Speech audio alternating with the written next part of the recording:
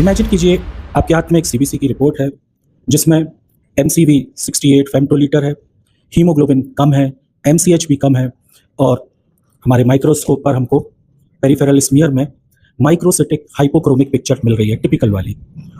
तो हमारा ध्यान सबसे पहले किस डायग्नोसिस की ओर जाएगा? हम सोचेंगे माइक्रोसिटिक हाइपोक्रोमिक अनीमिया है तो आयरन डेफिशिएंसी ही होगी। लेकिन क्या हो अगर मैं कहूँ कि नहीं, ये आयरन डेफिशिएंसी नहीं है और अगर इस पेशेंट को आयरन दिए गए तो हो सकता है इस पेशेंट को और अधिक नुकसान भी हो। Oh, no. क्या हो अगर मैं कहूं कि इससे तो थैलेसीमिया माइनर है, ये थैलेसीमिया बीटा थैलेसीमिया का ट्रेट है। थैलेसीमिया के पेशेंट को आयरन देने से कोई लाभ नहीं, उसका हीमोग्लोबिन नहीं बढ़ने वाला, बल्कि उसको आयरन का ओवरलोड होने से बहुत ज़्यादा उसकी डेंजरस कंडीशन भी बन सकती है। तो आज इसीलिए इस वीडियो में हम एक फार्मूला जो 10 सेकंड में ही लग जाता है, स्क्रीनिंग फार्मूला जिसको बोलते हैं मेंडजर इंडेक्स, उसके बारे में जानेंगे।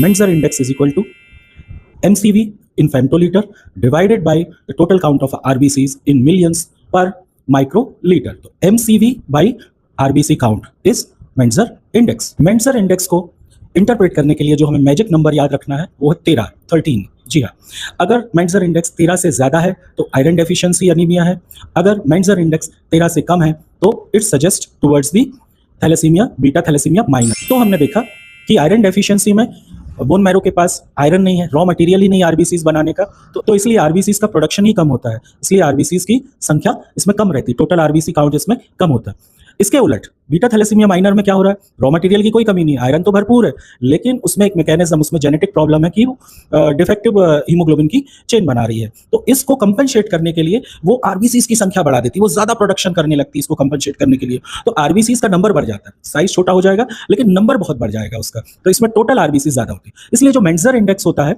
वो आयरन डेफिशिएंसी अनीमिया में 13 से ज्यादा होता है और बीटा थैलेसीमिया माइनर में 13 से कम। इंस्टेंस मान लीजिए आरबीसी का काउंट 4 मिलियन है और एमसीवी मान लीजिए 70 फेम्टोलीटर है, तो मेंजर इंडेक्स क्या होगा, एमसीवी है 70 फेम्टोलीटर डिवाइडेड बाई 4 मिलियन है तो 4, ये आता है हमारा 17.5।